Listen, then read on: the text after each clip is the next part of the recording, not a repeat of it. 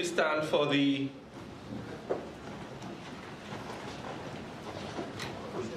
No, there's no national anthem to be played. I just wanted you all to stand because you've been sitting for an hour and 15 minutes.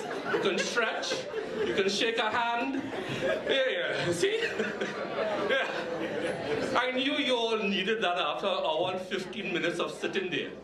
Thank you very much. So, now that I've caught everybody off guard, I am going to change the protocol listing. And Derek, with your permission, I'm going to recognize the youth ambassadors first. Youth ambassadors, could you stand up, please? And I'll tell you why. I think we have one or two of them. One, two, give them a round of applause. The reason, Derek, for recognizing the youth ambassadors first, thank you very much, is that by the year 2030, I am going to be 73 years old. And I have no intention of coming back here at age 73. It is for those young people who are going to fulfill the promise of the elimination of HIV by 2030. And as we pass the baton to them, we must recognize them. Because hopefully they'll be sitting here in about 5 years as we groom them to take over. Ms. Aldora Robertson, National AIDS Program Manager, Ministry of Health, Turks and Caicos Islands. Mr. Ivan Cruikshank, Executive Director, Caribbean Vulnerable Communities Coalition. Ms. Sandra Jones, Technical Advisor, PAHO. Ms. Victoria Nybaga, PEPFAR Coordinator, Caribbean Regional Program. Dr. James Guani, Team Leader, UNAIDS Caribbean Office. Dr. Lillian Pedrosa, Fund Portfolio Manager, the Global Fund to Fight AIDS, Tuberculosis and Malaria. Other government representatives, CARICOM colleagues, civil society partners, members of the media, ladies and gentlemen. As a Caribbean people, our year was going good until last week. What happened in the past week or so? Anybody knows? To spoil our year. Huh? No, West Indies make 45 runs. Second lowest T20 score in history. And if that was enough, we made what, 76? I mean, what kind of thing is that? You know, our year was going good as a Caribbean people. We had nice carnival. Barbados going to have crop over just now. You know, Jamaica doing well. James, you said when you were speaking that people peeked in your notes and said what you had to say. What you leave for me, I am the 8th speaker here this morning. So, knowing as a Minister of Health you always speak last, I have learned to work with 4 copies. 4 copies of a speech. Because I have to say something that no one else has said. I have to keep you engaged. That part is easy. So, here I'm going to plunge into version 4 of my speech this morning. Good morning. It is my pleasure and privilege to be here today. This is the written speech. As we reflect and share our innovations, successes, and challenges in our individual countries and among our regional partner organizations, all with a shared focus to sustain a Caribbean HIV response to achieve 90-90-90 by 2020. Many of you gathered here today may see this as a short time period to achieve a lot. However, when you crystallize an objective and put a time frame to it, it energizes you, it focuses resources. And I'm reminded of former President of the United States, John Fitzgerald Kennedy, who challenged the United States to put a man on the moon before the end of the decade of the 1960s. Simple statement. Put a man on the moon before the end of the decade of 1960s. Simple statement. But what it did was focus a country to achieve a goal. And what did they do? They achieved it. This statement of eliminating HIV by 2030, but to achieve 90-90-90 by 2020, in my view, crystallizes what we need to do and focuses energy and focuses resources. And it can be done. You see, you put a man on the moon by 1967, I believe it was. We can do this. What I am here to do this morning is to share Trinidad and Tobago's achievement chronicle and to chronicle what we have been able to do, so that best practice can be shared amongst our CARICOM neighbors. Some of you may be doing better in some other aspect. Let's hear about it over the next 3 days. These achievements also coincided globally with the then transitional and now new paradigm from the Millennium Development Goals to be achieved by 2015 to the SDG goals to be achieved by 2030. This achievement chronicle, though rewarding in many aspects, is in several areas a source of growth and learning for all stakeholders, as it embodies a true walk the talk adage that is scientifically based. HIV programmatic interventions by necessity also require political will at the highest possible level. And that is why, Derek, I come to every single thing that you have. We cannot achieve this without political will and political support and strategic leadership, good governance, and an overall unrelenting bravery, and a need to analyze evidence in a sovereign way that is cognizant of the unique country, socio-cultural, and economic context. Those are the inputs for executive decision-making. We are here at our 7th meeting, and I would like to think, for those of you who go to casinos, I don't, that 7 is what? Lucky 7. So hopefully this will be a lucky meeting, because as we look at baseline management techniques, back in 2015, Trinidad and Tobago, there was an uncertain future for the National AIDS Coordinating Committee, lovingly referred to as the NAC, that became a loose amalgam to the health-based HIV and AIDS Coordinating Unit based at the ministry. There was staff attrition, minimal spending of US PEPFAR funds from 2010 to 2015, and the characteristics of the epidemic was still ill-defined in an embryonic case-based surveillance system and further stymied by these governance battles. As a country, we were still quoting cases diagnosed as over 20,000 cases to characterize our evidence base for advocacy and decision-making without knowledge of the deaths, including those related to AIDS. The country was beginning to slowly recognize that the Spectrum UNAIDS estimates were congruous with the more true reality of 11,000 persons being alive and living with HIV, and that's the data set we are using now. What was done in 1 year in fiscal 2015-2016 was a reintegration of the NAC, the National AIDS Coordinating Committee, into the Office of the Prime Minister to oversee HIV prevention activities, particularly in spheres of community engagement through social and NGO support. And I think, Ivan, you are, who is in charge of the community vulnerable groups? That's you.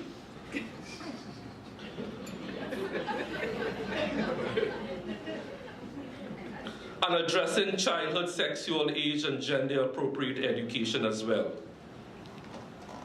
to also include child abuse and domestic violence. We also have to address the issue of how do we address HIV in the workplace.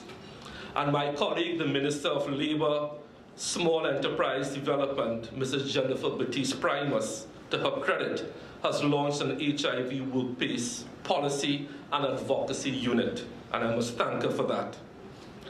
This brought back the Preserve to the health-based HIV unit to contribute to the National HIV Program, as overseen by the NAC, and not only preserving the traditional gains in HIV testing, expansion, and HIV treatment, but to unravel and tackle the case-based surveillance and start to adopt the 1990 cascade histogram to guide national decision-making.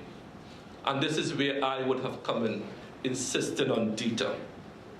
This refocus was synergistic with the 2016 UN AIDS Global Resolutions, and I represented the Honorable Prime Minister of the UN on that particular occasion. And with the local arm of PEPFAR's strategic alignment of their prevention and strategic information goals to increase persons on antiretrovirals and strengthen case-based surveillance. The deliberate, and Victoria, this is for you, the deliberate re-engagement of PEPFAR then saw a fledgling expenditure up to 2015, and the grant to 2015 actually went down to $1 US. Not because PEPFAR didn't want to give the money, but because there was no appetite between 2010 and 2015 to use the money. Increased greatly in 2016 and 2017 fiscal years. And Victoria, I want to pause here and tell you how grateful Trinidad and Tobago is to PEPFAR. But locally, we are grateful to your Charge d'Affaires at the U.S. Embassy, Mr. John McIntyre, and also Dr. Niall Lyons. I would like to suggest they get a raise. See what I can do. And congressional medals of honor, if that is possible. And I will also like to thank your new ambassador to Trinidad and Tobago, Ambassador Mondello, for his support in this endeavor.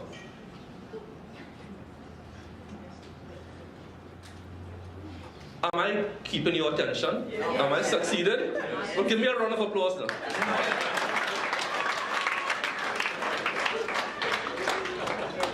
It's very easy to sit down here for 1 quarter, you know. This has assisted Trinidad and Tobago to move closer to the desired 2020 fast-track targets from a HACU HIV/AIDS coordinating unit reported 2015 baseline to 1990 achievements. And Victoria, you quoted the region as being 73, 57, 40. Well, I can report that right now Trinidad and Tobago is at 79, 78, 87. Wow. And that is in no small way. In a large way, it is responsible because of PEPFAR funding. So on behalf of Prime Minister Keith Rowley, the Cabinet, and the people of Trinidad and Tobago, I thank you most sincerely for PEPFAR funding. The next part of my address deals with leadership and governance, the next steps. If we are to talk leadership and governance, there's a person I want to single out this morning. Because not if, when this region achieves its 1990 targets by 2020, there is one man I would like to single out for special mention. And he's right to my right, Mr. Derek Springer. And I think we can rise and give him a round of applause. Derek, your leadership,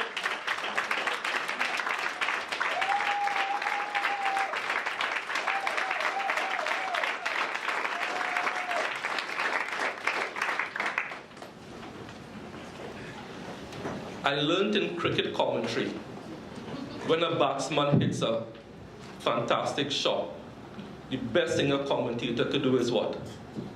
Shut up. And let the moment be recognized. Derek, the region will owe you a debt of gratitude for the achievement of our 1990 targets by 2020. I can only hope and pray that I am still the Minister of Health by 2020. Thank you very much. So on leadership and governance, with the now maturing of the governance of a refocused and human resource asset, a stable HIV unit and the NAC in 2019, it has seen a further governance layer corralling past the current HACU leadership. We have engaged a supply chain consultant for pharmaceuticals and non-pharmaceuticals, our specialist medical officer for sexually transmitted infections, and the Directorate for Women's Health, all under the purview of the Chief Medical Officer. And this Director of Women's Health is now in charge of achieving the elimination of mother-to-child transmission of HIV and syphilis in Trinidad and Tobago by 2020. Trinidad and Tobago has to join the ranks of our Caribbean countries who have gone beyond us, and I want to congratulate them. I think Antigua is one. Who are the countries? Let's recognize them. Antigua, St. Kitts. Anybody from Antigua and St. Kitts here? Stand up, man. Oh gosh. Who else? Montserrat. Anybody from Montserrat? Where else? Bermuda. Anybody from Bermuda? Bermuda. Well, Cayman Islands. Anybody from Cayman? But we recognize them still. Cuba. Where else? Anguilla. Anguilla in the house. Shoal Bay. I had fish in Shoal Bay in Anguilla. In Shoal Bay, you walk out a mile onto the ocean and the water is still by your knees. Beautiful beach. So I want to congratulate you all for leading the way, and Trinidad and Tobago is right on your heels.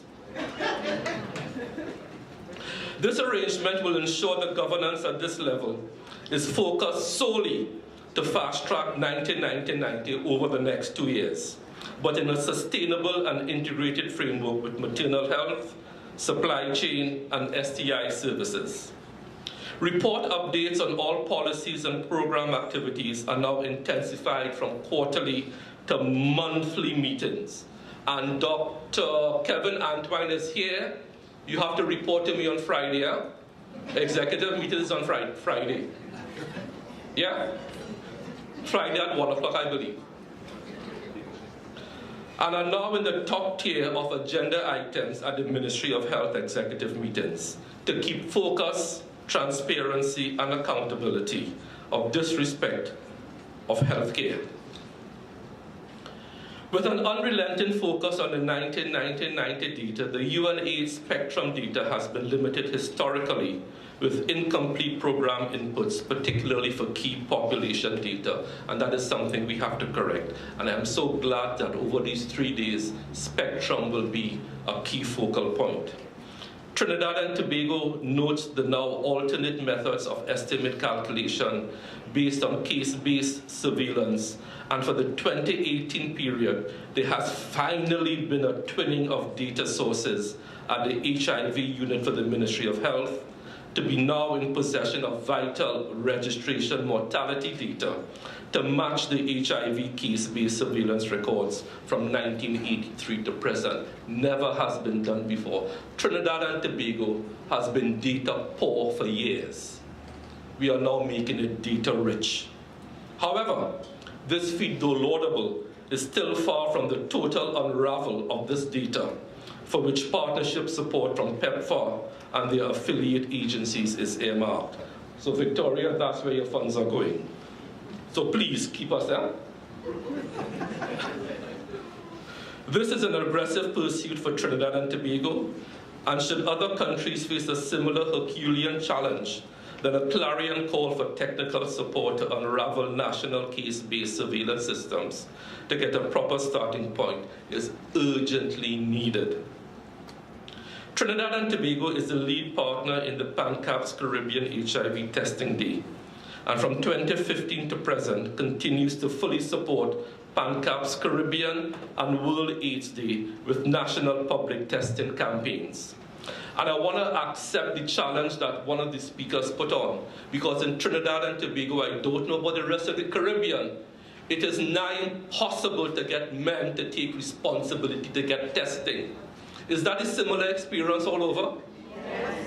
Our men need to be led to the well. And we are going to have to refocus on getting men's clinics because women see no problem in getting tested. Women are much more responsible.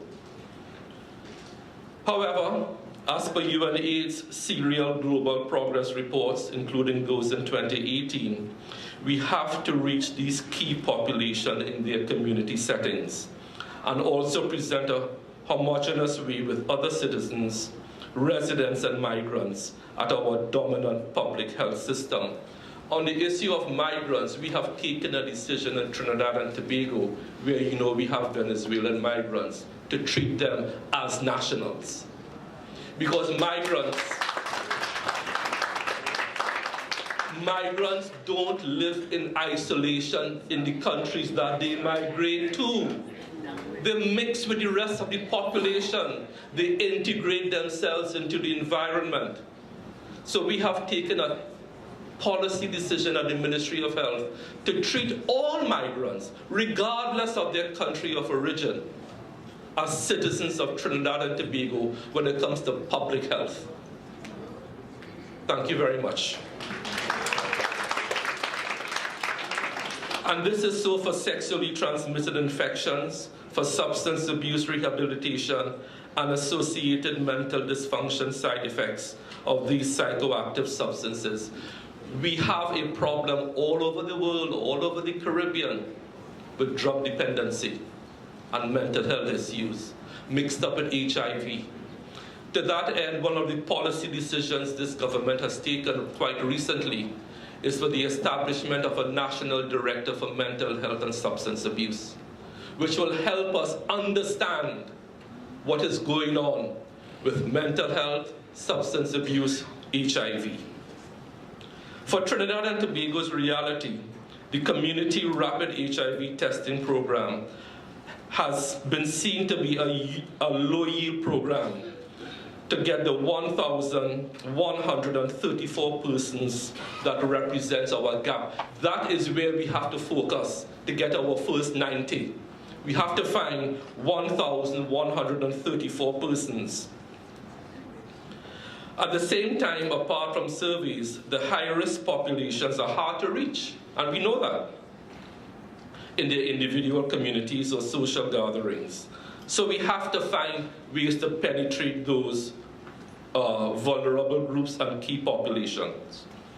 Finally, despite all the improvement in test volumes and testing sites and surveys in community settings, the total number of HIV cases has continued to decline as an overall trend steadily from 2010, and that is a success.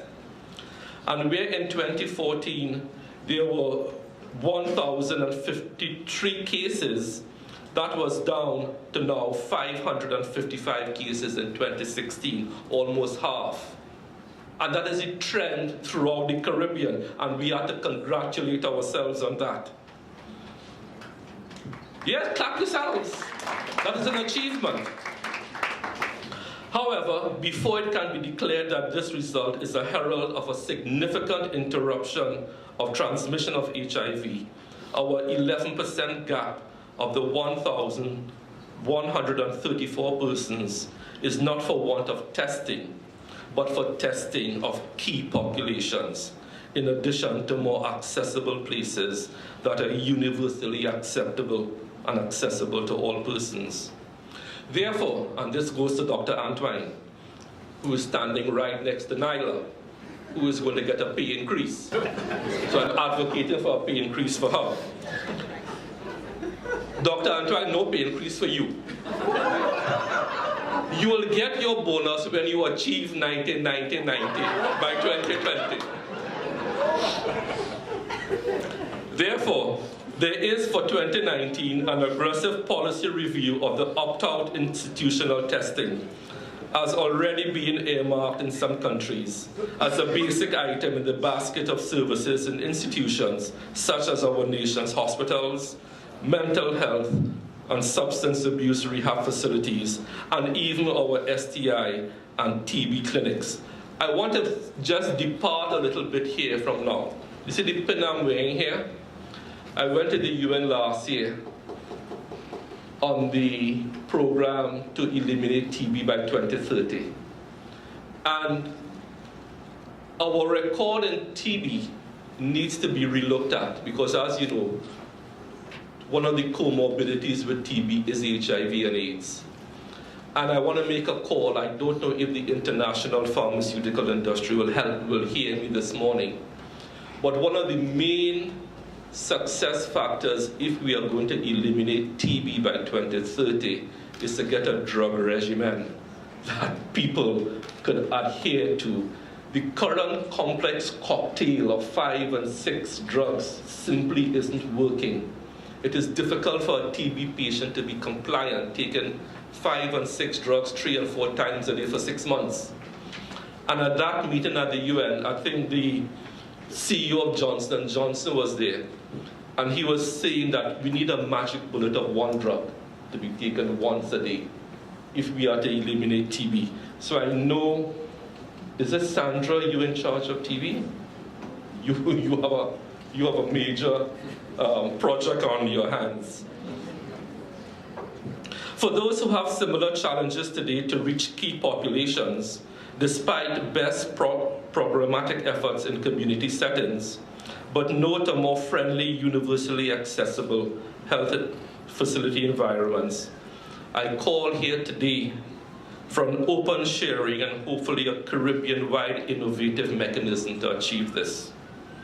This may not only involve a community settings approach to reach key populations using traditional testing and counseling methods, but an approach for all persons accessing healthcare institutions that treat mental health, substance abuse, STIs, and HIV risk factors to be offered the test more routinely and easily with the opt-out testing policy. Our local landscape can socially support this opt-out testing strategy to a population well informed by a functionally literate society living with HIV and all the health promotion for at least 35 years. The second 90. From fiscal 2015 to 2016, PEPFAR changed their prevention initial scope of agreement with Trinidad and Tobago to strengthen linkage, retention, and re-engagement in care among key populations and persons living with HIV. And it has been a roaring success. Trinidad and Tobago has, with the support of PEPFAR, now realized since 2017 the Treat All policy. However, with Treat All, it comes at a significant cost and a supply chain increased stock-out risk. Treatment and care guidelines in a stepwise treatment algorithm therefore needs to be a Caribbean-wide focus, with the element of cost sustainability being ethically applied to tier Caribbean lines of therapy for ART treatment. That being said, Trinidad and Tobago continues to look at the cost-effective mechanisms, and we have our debt of gratitude this morning to PAHO and the PAHO Strategic Fund. That fund has been able to allow us to buy more ARVs, more drugs, and save millions of dollars at the same time. So Sandra, thank you, thank you, thank you. Without PEPFAR and PAHO, Trinidad and Tobago could not achieve the successes it has achieved.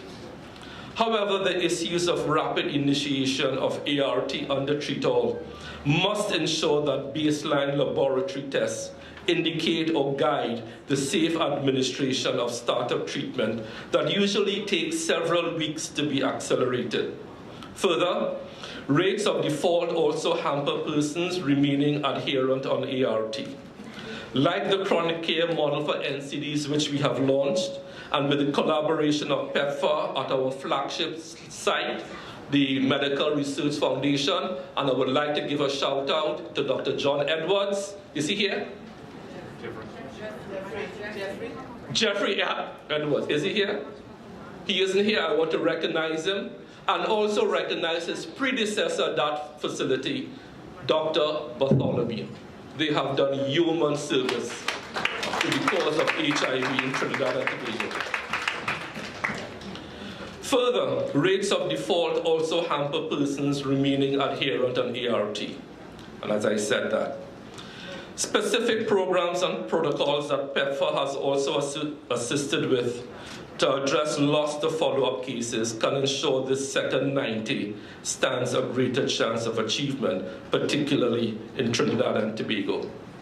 The third 90, and I'm coming to an end, viral load.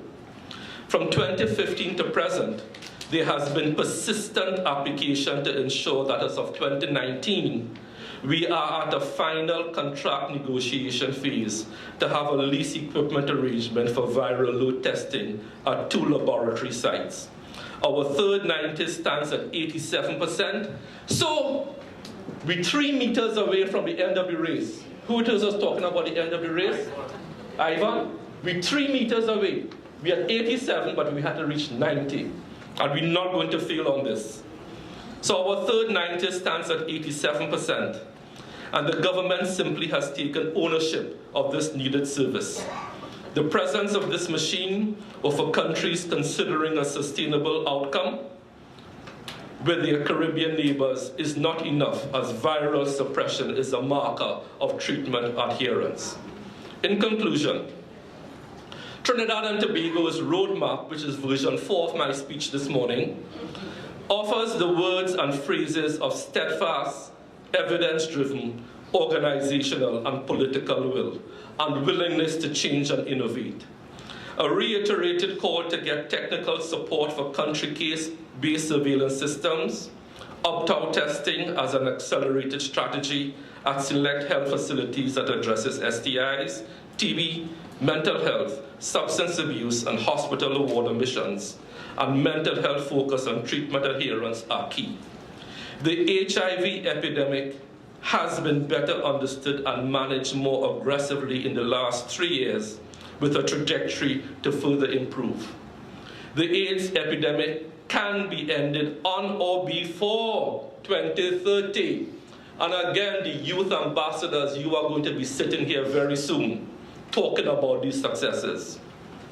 We need to be honest and look hard at what the national evidence and national socio-economic situation is sometimes screaming at us to do. The sharing of some of our formula wins and challenges as openly as I can to launch part serious dialogue at this meeting. I trust this meeting brings our country positions, programs, and policy initiatives as all to the table to provide not only the typical problem tree decorated with obstacles, but a solution tree decorated with Caribbean resolve. I want to recognize at this point Kevin Mendez, Key Population Youth Leader. Kevin, are you here? Can you stand, please? Thank you very much. Derek, is that your heir apparent? Is that your heir apparent? Good. Finally, as I close, the Caribbean may be small, but as the Jamaicans say, and as Ivan said, think big, think differently. But I will close with a Jamaican saying, and I hope I get it right. We small, but we talawa. Ladies and gentlemen, I thank you.